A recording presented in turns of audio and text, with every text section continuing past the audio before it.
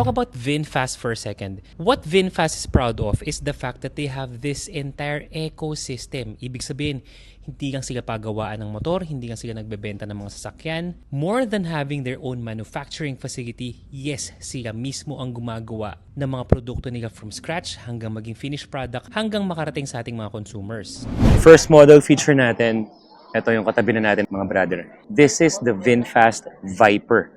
Ito yung sporty looking scooter, electric scooter, na sabi ko nga in terms of looks parang pinaghalong click and Gravis at the same time. It has that sporty look, tapos yung malapad yung katawan niya.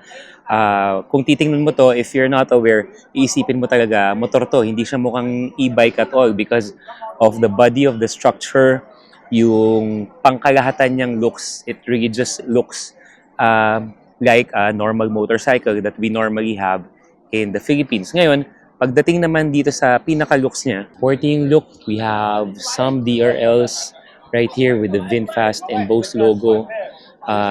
Tapos yung ilaw naman ito, yan. Malaki rin yung headlight assembly coming across the front here. Malaking front fender na nagpapatapang sa kanya. In front, wide tires. And then, looking at it from the side, ito naman siya.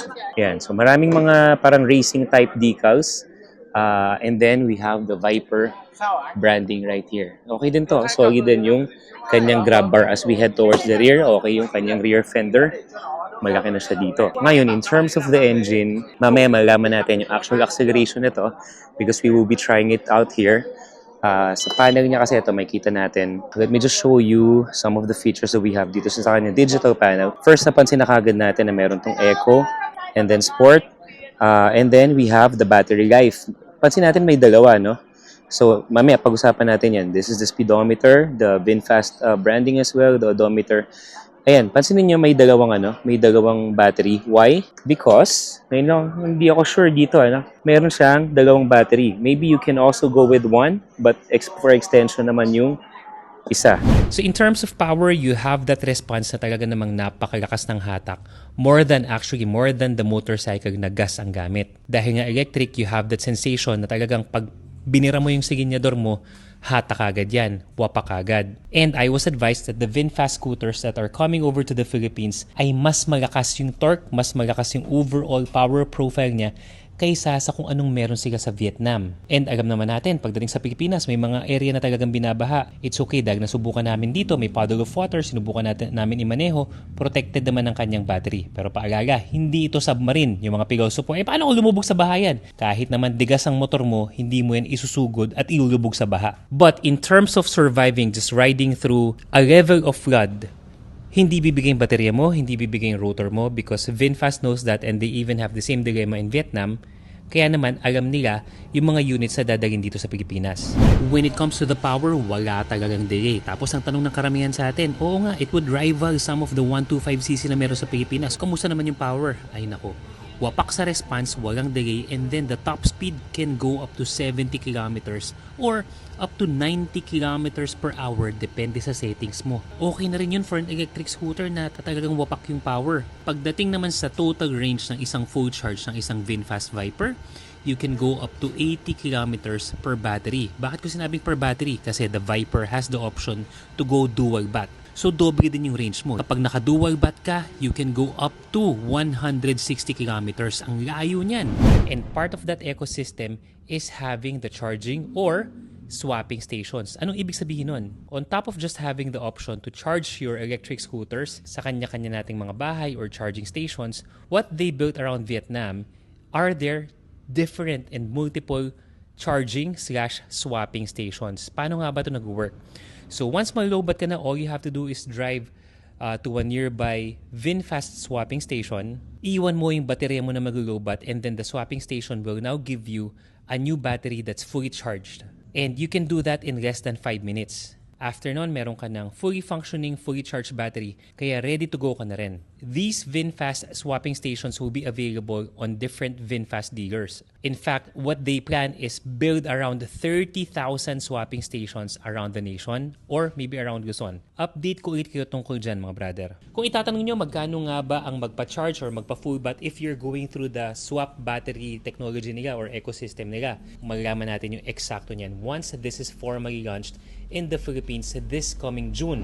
And then for the brakes, we have, eto mga brother, disc brake na rin to in front with a single pot caliper. And then sa likod, drum brake naman siya. When it comes to the suspension, what we have is telescopic fork. Nakita natin, ito medyo malapit lang yung distance ng fairings niya dito sa pinaka-fender. So we'll see kung ano yung play ng suspension na to. We will get to test ride this mamaya-maya lang. And then pagdating naman sa likod, dual shocks with sub-tank na rin siya. Ayan.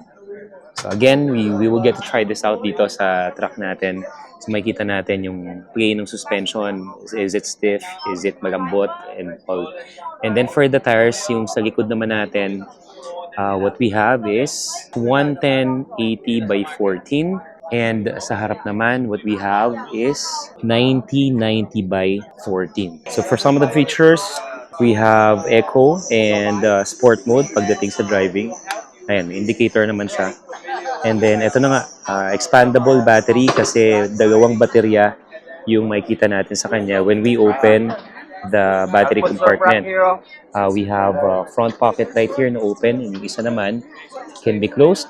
The USB charging port, ito, USB Type and Type C, and we also have hook with harbinger lock at saka syempre yung gulay board. Andyan na siya. Yeah. So sa gulong natin, okay, malapad siya. 120/70 by 14. Mas malaki to kaysa sa na-release sa Vietnam version. Kasi 110/80 yata yung sa yung sa Vietnam. Ito mismo yung sa Pilipinas na ma-release. Mas malapad yung gulong niya, mga brother. So we will have a chance to test this sa mga pataas. Makikita natin yung power sa paakyat and yung comfort level niya in terms of the suspension and handling and all. Okay, pagdating naman sa riding position mga brother, eto na, subukan na natin to. A lot of Pinoys will be happy dahil gaging sa Vietnam, pupunta ng Pilipinas, halos magkakasing height lang naman tayo. Very Pinoy friendly, mababa lang yung seat height. You would also have a gulay board na nandito na talagang makakatulong pag ma-service natin, mga bibigyan na kung ano-ano, merong additional space. Malapad yung upuan, sakto lang yung pagkalambot nito at saka nagustuhan ko, sakto din lang yung layo ng handlebar na kahit isagad ko yung turning radius na to, hindi tumatama sa hita ko. Considering na nasa 5'10" ang height ko mga brother. Sa angkasan, okay din naman. Nakita nyo kami ni Dek. Komportable. Hindi kami nagbabanggaan. Malapad din yung upuan ng angkasan. So overall, okay yung riding position nito. Sigurado, komportable ka dito kahit nadadagin mo to sa mas mahabang biyahe at isasagad mo yung battery at yung battery swapping capability na to. Yun yung isa sa mga VinFast electric scooters that will be available in the Philippine market. Sana nakatulong sa inyo to, and especially if you're considering other alternative ways of commuting, ways of transporting, given yung panahon na natin ngayon. Ano sa tingin niyo mga brother, given all the specs and the features and the functions, is this something na i-consider mo na bilhin ang isang full electric scooter with this capability, or dito ka pa rin sa mga nakagawian nating gas-powered scooter sa Pilipinas? I-comment mo sa baba at pag-usapan natin yan. For more motorcycle news, reviews, and tips, be sure to follow lahat ng mga social media pages natin, katulad ng TikTok, Facebook, Instagram, and YouTube. Till your next video mga brad. Salut!